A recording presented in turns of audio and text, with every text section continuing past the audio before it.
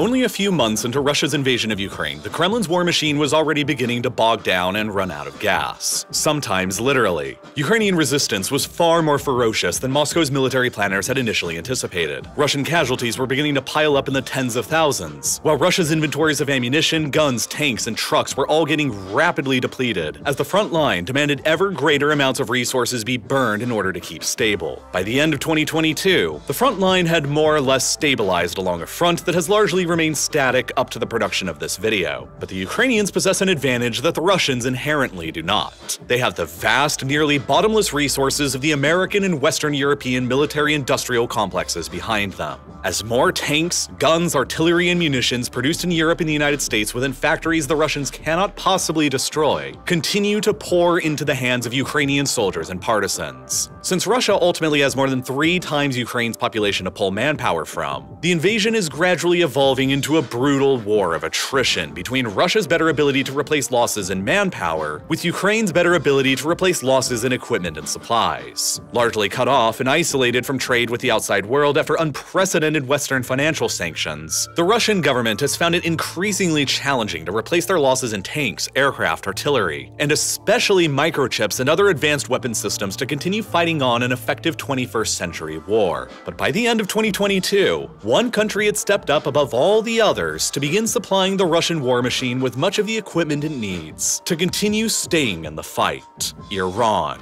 As the winter season of 2022-23 set in, hundreds of Iranian-manufactured kamikaze drones known as the Shahed 136 suddenly began appearing across the battlefield in Ukraine under Russian service. The Russians would go on to use swarms of these relatively inexpensive Iranian-made drones to help bombard Ukrainian civilian infrastructure into rubble by overwhelming their air defenses with sheer numbers. A tactic which eventually contributed to roughly half of the Ukrainian electric grid getting knocked offline in a deliberate campaign of terror. But it's not just the drones that the Iranians are actively sending to assist the Russians either. The Islamic Revolutionary Guard Corps, better known as the IRGC, is the unconventional, asymmetric, and ideological military wing of the Iranian armed forces. And by the end of 2022, they had deployed many of their own military advisors and soldiers on the ground within the Russian-occupied sections of Ukraine. And in addition to the hundreds of kamikaze drones, the Iranians have also been providing the Russians with much-needed ammunition, artillery shells, ballistic missiles, and body armor to help keep their inventory stable and to help keep them fighting on for longer. The Iranian regime has gone all in on militarily supporting the Russian side during the invasion of Ukraine, in much the same way that the Americans and Europeans are actively supporting the Ukrainian side. But the growing cooperation between Moscow and Tehran extends far beyond the borders of Ukraine, and the world may just be witnessing the birth of a full-blown Russian-Iranian military alliance that could define the 21st century in the region. In many ways, this makes perfect geopolitical sense to both sides at the moment. In the aftermath of Russia's invasion of Ukraine, the Russian Federation received an unprecedented hailstorm of financial sanctions from Western and Western-aligned countries from around the world, to the point where it suddenly became the most heavily sanctioned regime on the planet, with more than triple the amount of sanctions levied against it as the world's second most heavily sanctioned country, Iran. The two countries ended 2022 and entered 2023 as the number 1 and number 2 most financially isolated pariah states in the world. And so they each have few alternatives right now to trade with than each other. As a consequence, Russian exports to Iran have risen by more than 27% since the invasion of Ukraine began, while Iranian exports to Russia have risen by more than 10%. Russia has since agreed to invest more than $40 billion into helping develop Iran's natural gas infrastructure, while the Russians even helped the Iranians launch a satellite into orbit last August that the Pentagon claims is helping Iran's drones operate over Ukraine. While extremely ideologically opposed at the national level, Iran and Russia also ultimately view themselves as sharing the same common enemy in the form of the United States and the collective West. Iran and Russia have for years now fought together on the same side to prop up the regime of Bashar al-Assad in Syria. And ever fearful of a potential future conflict with the United States in the Persian Gulf region, the Ukrainian battlefield grants the Iranians a valuable opportunity to test their own military hardware on the Russian side against American-supplied hardware on the Ukrainian side, so they can analyze how they stack up against each other. At the same time, Iran and Russia both complement each other militarily extremely well. The Iranians are capable of supplying the Russians with a lot of the ammunition, drones, rockets, missiles, and body armor that they need to keep fighting in Ukraine, while the Russians can and now actively are supplying the Iranians with some of their advanced fighter jets, helicopters, and air defense systems like the S-300 and S-400 that the Iranians need to defend their nuclear weapons research facilities from potential Israeli or American airstrikes. There's even the potential for the Russians to one day go even further and do what was up until recently completely unthinkable: assist the Iranian regime with developing their own nuclear weapon. But Iran and Russia's growing alliance and partnership in Ukraine and elsewhere today in the 2020s is a pretty strange aberration in history, because much like Russia and China, Russia and Iran have pretty much been major rivals and bitter enemies for nearly their entire histories. And still today, just beneath the surface of their partnership, historic tensions fester after centuries of conflict, mutual mistrust, and betrayals. For you see, ever since diplomatic relations were first established centuries ago between the Russians and the Persians, they have fought multiple wars against each other, largely over their competing influences and interests around the Caspian Sea, Central Asia, and the Caucasus. By the turn of the 19th century, the Qajar dynasty of Iran controlled pretty much the entirety of modern-day Iran's borders, with the addition of pretty much the entirety of the South Caucasus, comprising the modern-day states of Armenia and Azerbaijan and much of Georgia, along with the now Russian territory of Dagestan. The Iranians had controlled much of these territories for centuries, but beginning in 1804, the Russian Empire began invading and advancing into the area and conquering it.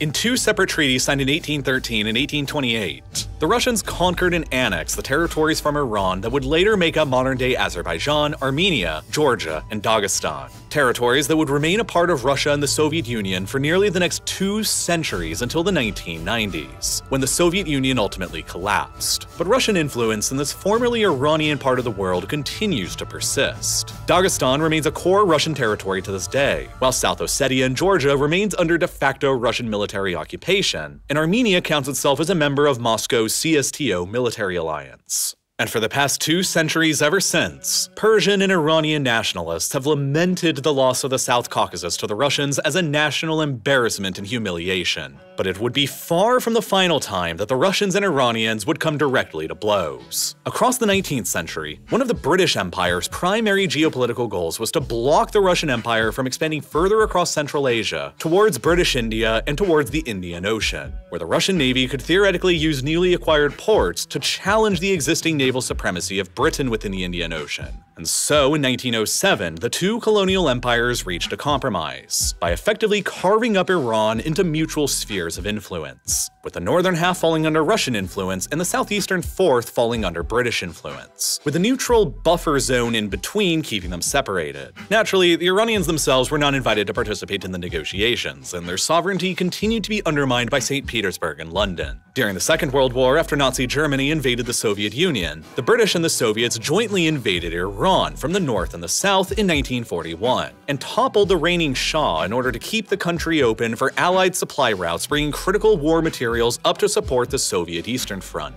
The Soviets would remain occupying parts of the country for the next 5 years until 1946. But the Iran that emerged under the reign of the previous Shah's son, Mohammad Reza Pahlavi, entered into the following Cold War as an autocratic but staunchly pro-American and pro-Western state, firmly opposed to the spread of communism any further in the Middle East. For decades across the 1960s and 70s, Imperial Iran effectively functioned as America's policeman in the Middle East, guarding the Persian Gulf and its supply of half the world's known reserves of oil from any encroachment by the Soviets. Relations between Tehran and Moscow remained tense. But then, something intensely interesting and unexpected happened in 1979. The Islamic Revolution happened in Iran, and with it, the geopolitical calculus of the entire Middle East changed forever. The extremely pro-American Shah was suddenly toppled from power, and the extremely conservative, anti-American Ayatollah Khamenei seized power in his place. The new Iran that emerged under Khamenei's leadership was declared as the Islamic Republic of Iran, a revolutionary, theocratic Islamic state ruled by the ultra-conservative Iranian Shiite Muslim clergy class, with Khamenei himself acting as the clergy's and the new regime's supreme leader. And the new revolutionary Iran was not coy about their grander objectives going forward.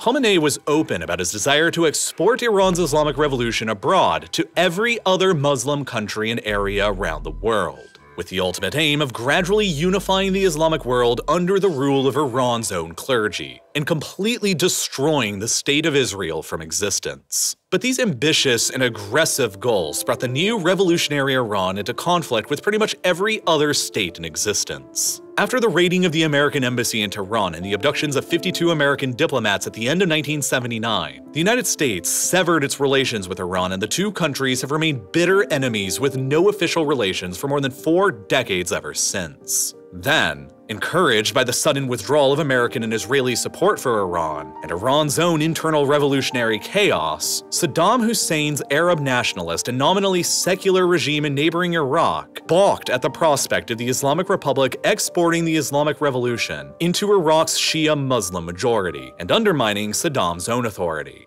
And so, determined to kill the revolution in its cradle and conquer Iran's Arab-majority province of Khuzestan, which also happened to control around 90% of Iran's oil reserves, Saddam launched his full-scale invasion of Iran just 1 year after the toppling of the Shah. His invasion would eventually be financed and bankrolled with billions of dollars by Saudi Arabia, Kuwait, and the United Arab Emirates, all Arab monarchies who fear the Iranian clergy's call for revolution and the toppling of monarchies across the Islamic world like their own. It would be the beginning of the very long rivalry between the nobility and the monarchists in Saudi Arabia and the clergy in Iran that continues to this very day. But Iran's Islamic Revolution also sent shockwaves throughout the Soviet Union. While each now shared a common enemy in the United States, each also remained sharply divided along ideological lines, with Iran a committed religious theocracy and the Soviet Union a committed atheist state. Fear of the Islamic Revolution spreading from Iran into Afghanistan and then into Soviet Central Asia and stirring up uprisings, where the populations were predominantly Muslim, was a primary motivator for the Soviet decision to invade Afghanistan at the end of 1980, in order to prop up the Afghan communist regime there that would, ideally from Moscow's perspective, keep the Islamic Revolution from expanding beyond Iran's borders and into the Muslim citizens of Soviet Central Asia. Iran sent proxy forces and equipment to support the Shia Muslim Mujahideen forces in Afghanistan fighting against the Soviets, and Soviet and Iranian forces themselves entered into direct combat against each other on more than one occasion, with Soviet special forces launching raids into neighboring Iranian territory to destroy Mujahideen bases, and Soviet fighter jets even shooting down a pair of Iranian helicopters in 1988.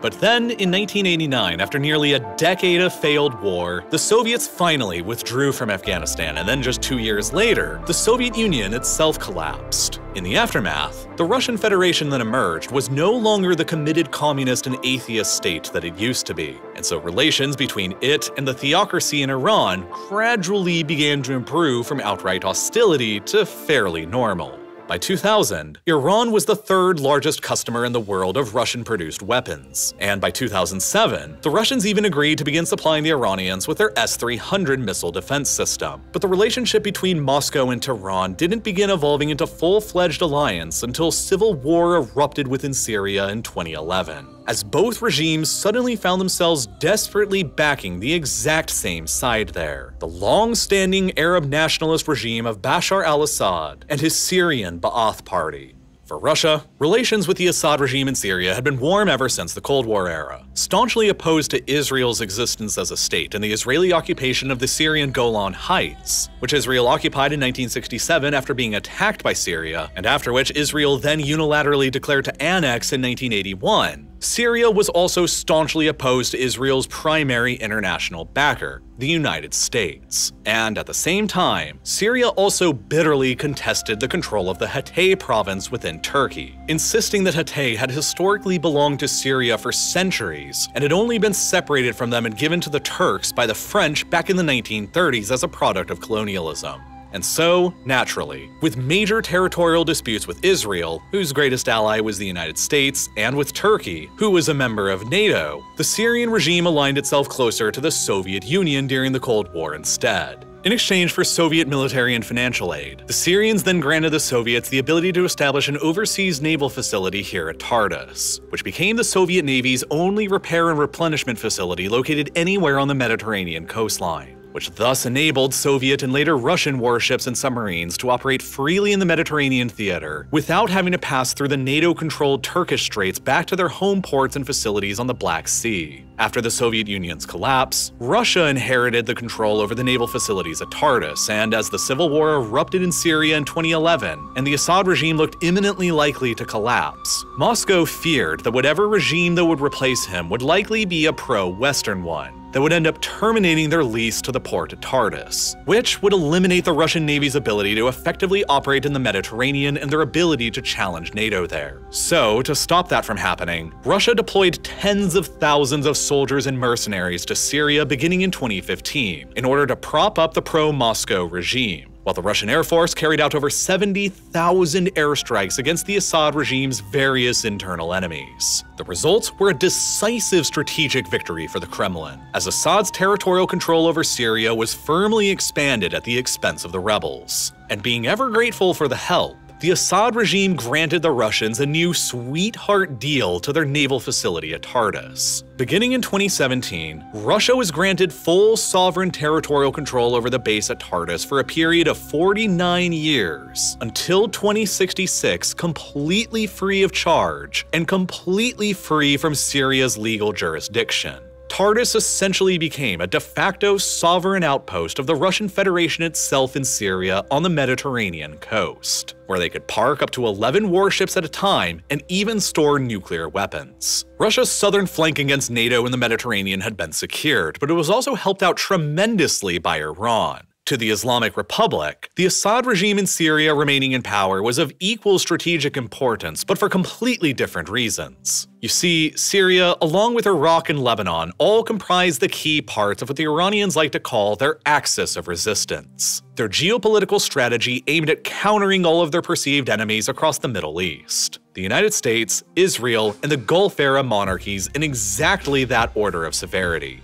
Ever since the 1979 Islamic Revolution shifted Iran from an ally of Israel's and America's to an unapologetic enemy, they have found significant common ground with the Assad regime in Syria because, despite their significant ideological differences between theocratic Islamic nationalism and nominally secular Arab nationalism, they share the exact same common enemies. Syria has maintained a permanent official state of war with Israel ever since the founding of the Israeli state in 1948. Syria has never recognized Israeli statehood, and Syria has remained the most militantly anti-Israel state in the Arab world. Israel continues to occupy the Golan Heights, which they seized from Syria during the Six-Day War of 1967, and later unilaterally declared to annex into Israel in 1981. A move that went unrecognized by any other country in the world until the United States officially did so in 2019. And even better, from Iran's perspective, the Assad regime in Syria is also largely dominated by the country's minority Shia Muslim adjacent branch of Alawite Muslims, diminishing the religious differences between the ruling regimes of Iran and Syria. And so, with Iran and Syria both wishing to see the eventual destruction of Israel and the rolling back of American influence in the Middle East, it only made sense for them each to cooperate wherever they could.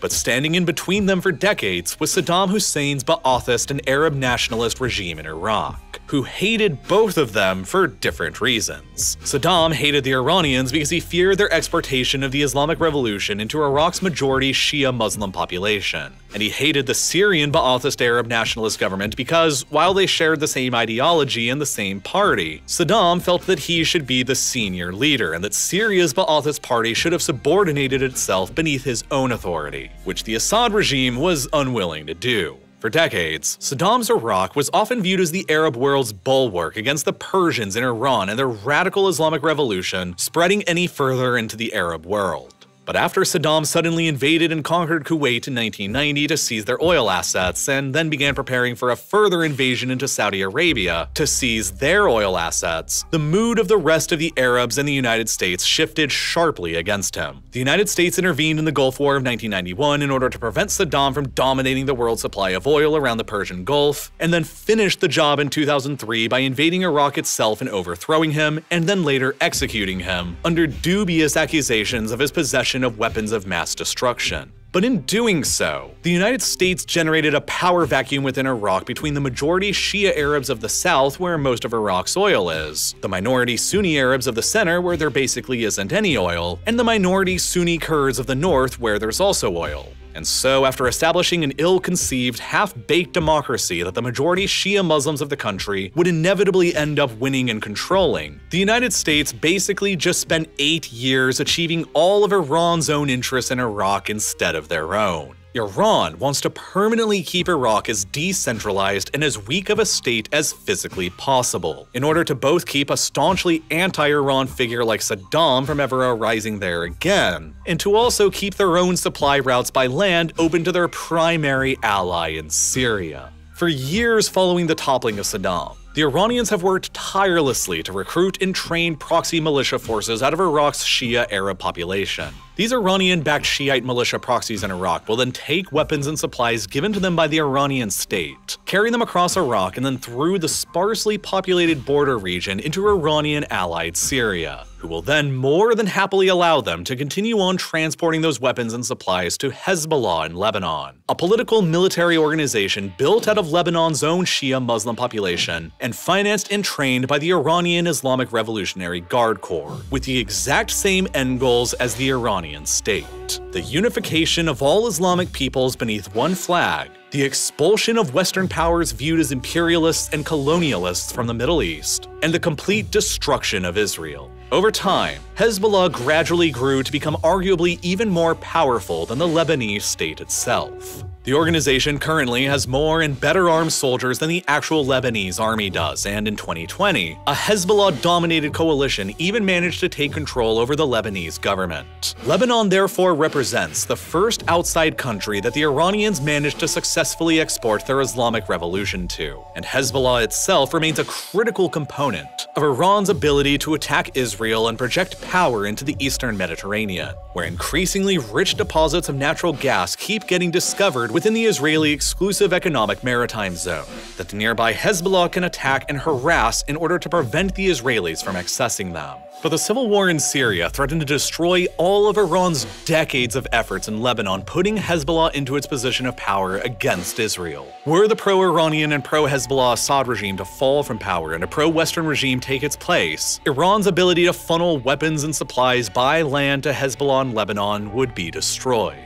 And so Iran's ability to attack Israel and project power into the Mediterranean would be significantly crippled. And so to prevent that from happening, the Iranians found themselves fighting side by side with the Russians in Syria, who were trying to defend their port and naval strategy against NATO. It was largely the combination of Iranian forces and their proxies fighting on the Assad regime's behalf on the ground, and the Russian Air Force fighting for the Assad regime in the skies, that won Assad back control over most of the country by 2019. And then, following Russia's invasion of Ukraine in 2022, the Kremlin began having to rely on Iran in the country even further. The Russians pulled out most of their troops, mercenaries, and equipment from Syria in order to redeploy them into the more pressing theater in Ukraine. And so, the Iranian forces and their proxies have been largely left behind in their place to protect and even further expand the Russians' gains in the country for the Assad regime and the all-important naval facility at Tartus. Then, of course, as Western financial sanctions began to rain down on Russia across 2022 and into 2023, just like they did on Iran after the Islamic Revolution in 1979, the Russian Federation and the Islamic Republic emerged as the two most heavily sanctioned countries on the planet, and the world's two largest pariah states. Sensing the two nations' growing military cooperation in Syria, their shared status as pariahs cut off from the Western financial world, and their shared hostility towards the United States, it was no surprise then that Vladimir Putin decided to make his first official state visit outside of the former Soviet space following the invasion of Ukraine to Iran in July of 2022, where he met with Iran's current supreme leader, the Ayatollah Ali Khamenei. Trade between the two countries accelerated further as Russia's access to the European market was decimated, and as the Russians began being forced to pivot their vast exports of oil and gas away from Europe and towards Asian economies like China and India. India has emerged a particular help to the Russians since the invasion of Ukraine began, because India wishes to pursue a policy of global non-alignment, similar to how it operated between Moscow and Washington during the Cold War era. The Indian government has declined to apply any sanctions on the Russian regime following the invasion of Ukraine, and considers the war to be entirely a European affair that is not of their concern. Quite to the contrary of the West, India has dramatically increased their purchases of discounted Russian oil, gas, and fertilizer since the invasion began, which has helped India acquire the resources it needs for cheap and helped supply the Russians with cash to continue on fighting. By the end of 2022, the volume of trade between India and Russia had more than doubled from the year previously, and by the end of this year in 2023, it is projected to increase even further. This has all suddenly boosted Russia into becoming the #1 largest supplier of oil and fertilizer to India. While even before the war, the Russians were also by far the largest supplier of weapons and equipment to the Indian armed forces. As long ago as 2017, 68% of the Indian military's hardware imports were coming from Russia alone, while India represents the Russian defense industry's second largest customer worldwide, after the Iranians in third. Russia and India therefore have a very close economic relationship, but getting Russia's exports to India is, shall we say, complicated. The traditional route for Russia to export oil, gas, fertilizer, and arms to the Indian market takes them from St. Petersburg and then by ship through the Baltic Sea and the Danish Straits controlled by NATO, through the English Channel controlled by NATO, through the Strait of Gibraltar controlled on the northern side by NATO, across the Mediterranean and through the Suez Canal, then across the Red Sea and through the dangerous Bab el-Mandeb Strait with major American and French military bases in Djibouti, and then finally across the Arabian Sea to India. This route is long, expensive, and after the Russian invasion of Ukraine, geopolitically tenuous, as it passes through no less than 5 major narrow maritime choke points, 4 of which are heavily under the influence of NATO member states and their militaries. And this is where Iran once again comes into play to assist the Russians. Long aware of their important but vulnerable maritime trade route to India, the Russians and Indians have jointly for decades now been working together on a project known as the International North-South Transport Corridor, a vast interconnected system of railways, highways, and ships that can transport Russian exports in the north more directly to India down in the south. Indian studies have suggested that once fully operational, the INSTC will reduce the price of Russian exports to India by about 30% and reduce the travel time of exports by about 40%. While it will also further enable Russian exports to make their way to India without having to pass through any geopolitically sensitive choke points, meaning India can keep getting cheap resources necessary to power and advance their economy, and Russia can keep getting cash to circumvent Western financial sanctions without the serious risk of disruption. Iran is therefore the key intermediary between the Indian and Russian markets, as part of the plan will entail loading Russian exports up onto ships that will flow down the Caspian Sea, enter into Iran, and then travel by train and highway across the country towards Iran's southern ports on the Gulf of Oman, and then continue on from there across the Arabian Sea towards India by ship. If the plan is successful, Putin's Russia may just end up achieving an elusive goal that neither the Soviets nor the Tsars before him ever could: establish Russian maritime access on the Indian Ocean. Iran thus represents a geographically vital area for the Russians to export their goods across and into India. And this is yet a further reason for the Russians to collaborate with the Iranians and expand their growing partnership. In the months that followed Putin's meeting with the Ayatollah in June of 2022, Iran was happy to then begin providing the Russians with their drones, missiles, body armor, and more for 4 primary reasons. First, since the Americans are supplying the Ukrainian side with American-made weapons, Iran supplying the Russian side with Iranian-made weapons grants them a unique opportunity to see how their own gear stacks up against the Americans' gear, and what lessons they can learn from that in preparation for a potential war with the United States themselves in the future. Second, the Russians have in turn agreed to sell the Iranians some of their more advanced fighter jets like the Su-35, and potentially even their advanced air defense systems like the S-400, which the Iranians probably want to use to defend their nuclear weapons research facilities from any potential Israeli airstrikes. Since Israel has insisted for years now that they would preemptively bomb Iran's nuclear weapons facilities if they ever believed the Iranians were close to actually developing one. And that leads us to the third reason why Iran is providing the Russians with military equipment to fight in Ukraine. They may be hoping that the Russians go a step further and actually assist them with developing a nuclear weapon. At first thought, that idea sounds completely insane. If the Russians helped provide Iran with a nuclear weapon, it would immediately and unequivocally torpedo Russia's relationship with all of Iran's rivals that aren't necessarily Russia's rivals, like Israel, Saudi Arabia, and the United Arab Emirates. All three of these countries remain important financial partners of the Kremlin's because they buy a lot of Russia's weapons as well, and they have all so far stayed generally neutral in the Ukraine conflict. So alienating them by providing a nuclear bomb to Iran would probably be a bad move. Israel has repeatedly stated that Iran acquiring a nuclear weapon would be considered as a casus belli for a preemptive first strike on Iranian nuclear weapon sites that could lead to a full-fledged war exploding between Israel and Iran, while Saudi Arabia would likely immediately seek to acquire their own nuclear weapons as well in order to counter the nuclear status of their greatest rival. But if the relationship between Moscow and the West continues to get even worse, if the Ukrainians begin making even more military gains on the battlefield supplied with American arms, and begin threatening Russia's hold over Crimea and Sevastopol, the headquarters of the Russian Black Sea Fleet, then Russia may be further incentivized to take riskier asymmetric actions to distract America and the West with conflicts beyond Ukraine. Helping the Iranians suddenly acquire a nuclear weapon is precisely a way for the Russians to do this, as it would immediately trigger a conflict in the Middle East between Iran and Israel that could quickly spiral into another major war that the Americans would be forced to divert at least some, and probably most, of their military attention towards. Because unlike in Ukraine, a war between nuclear-armed Israel and nuclear-armed Iran,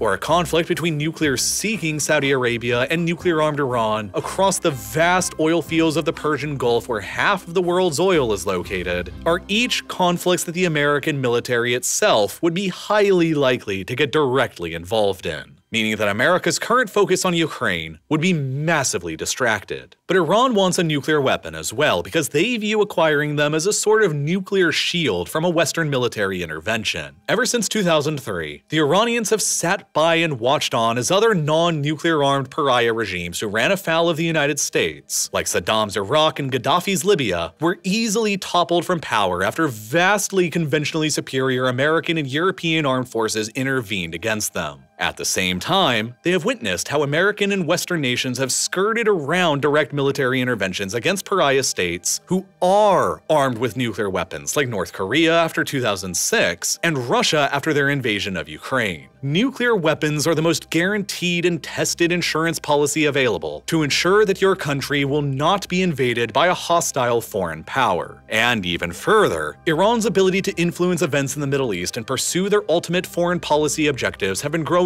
worse ever since 2020, largely because of the United States. This is the fourth and final reason why the Iranians are so eager to begin supporting the Russians against Ukraine and NATO. After Jordan normalized relations with Israel in 1994, there wasn't a single other country in the Arab world that would lastingly recognize Israel again, until a torrent of them all began doing so suddenly in 2020. After negotiations with the United States, Washington was able to convince the Sunni monarchies of both the United Arab Emirates and Bahrain to normalize relations with Israel in 2020. And then, in exchange for America's recognition of Morocco's territorial claim to Western Sahara, Washington convinced the monarchy in Morocco to normalize relations with Israel as well. And then, in exchange for removing Sudan from the state sponsors of terrorism list and providing a loan of $1.2 billion, Sudan was turned by Washington as well and normalized relations with Israel. That was 4 countries in the Islamic world normalizing relations with Israel in under a year, meaning 4 less nations in the Muslim world willing to be hostile towards Israel, and 4 less nations willing to support Iran's war against Israel. There were even rumblings in 2021 and 2022 of Saudi Arabia normalizing relations with Israel as well, since each shared a mutual enemy in Iran.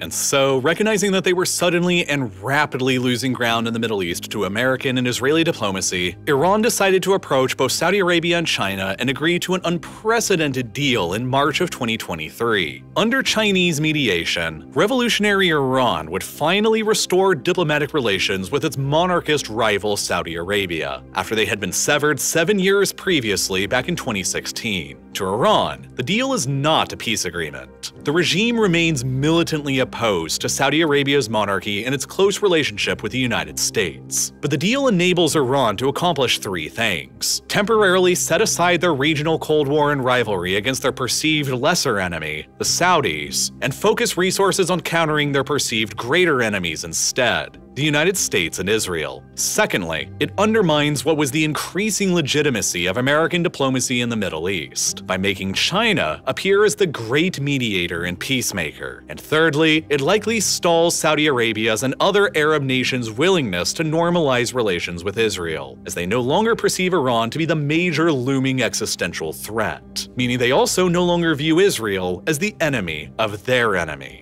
Despite vast differences in ideology and geopolitical goals between the regimes of Iran, Russia, and the People's Republic of China, they do all seemingly share one common belief: that the days of a unipolar world order dominated by the United States that began after the end of the Cold War in 1992 is beginning to come to an end. For its entire existence ever since the Islamic Revolution of 1979, the Iranian clergy has been determined to undermine the American-led world order wherever and whenever it possibly can, because the United States is perceived in Tehran as the ultimate force standing in the way of their ultimate foreign policy objectives, which are the unification of all Muslims worldwide beneath a single authority led by the clergy, and the destruction of Israel. Russia similarly views its war in Ukraine as a fight against NATO and the United States, as Moscow seeks to expand Russia's borders and control across the Eurasian steppe and across the former Soviet bloc that NATO has been gradually expanding into, while China similarly views the United States as the greatest force standing in the way of their ultimate foreign policy objective of finishing the Chinese Civil War once and for all by establishing the Communist Party's authority over Taiwan, and in so doing, finally reversing China's century of humiliation delivered by the Western powers. Iran will support anybody's fight anywhere in the world that they perceive to be undermining the United States' global authority and legitimacy. And for now, that biggest fight is taking place on the battlefields in Ukraine. So ultimately, despite Iran and Russia's long history of warfare, betrayals, and conflicting interests through basically all of their history up until 1992, and so long as they each continue to view the United States as their shared greater enemy, standing in the way of their very different goals around the world,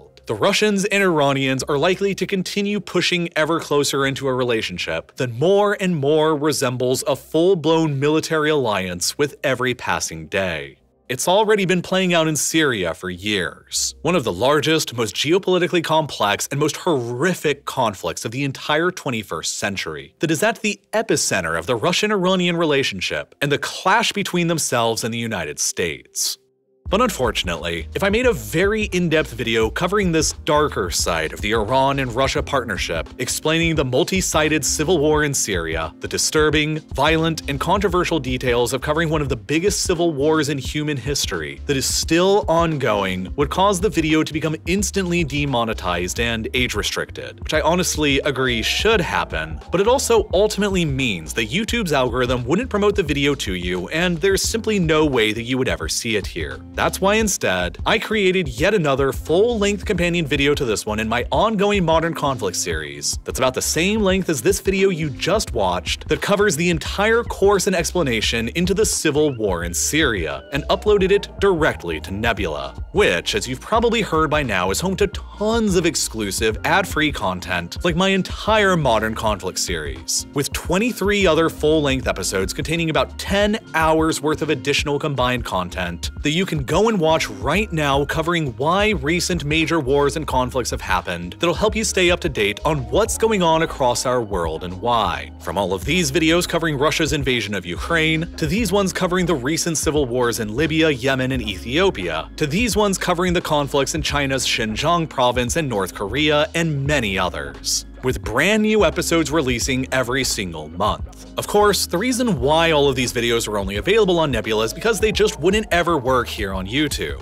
It would never be able to be viewed here because of the way this site works in relation to highly controversial and sensitive recent events. On the other hand, though, Nebula is a totally different platform without an algorithm and without any ads. It's just a platform about great and unique content made by nearly 200 other independent, thoughtful creators with plenty of other unique, exclusive bonus projects from other creators you probably already know, like Neo's Underexposure series with episodes covering events like the Bin Laden raid or the Kuwaiti oil fire set by Saddam Hussein, or City Beautiful series covering the brilliant designs of cities from all around the world. And if you sign up for Nebula using my link, you'll also get free access to all of Nebula classes, where our creators host classes on how to be, well, a creator. There's classes by Sam from Wendover Productions on persuasive communications, or by Devin from Legal Eagle on copyright laws, or by Patrick Willems on how to make a movie, and dozens of others. All of which are great for aspiring future creators or anyone who just wants a peek behind the curtain. And best of all, if you sign up by clicking the button that's here on your screen right now or by following the link down in the description, you'll receive an insane 40% discount for an annual subscription,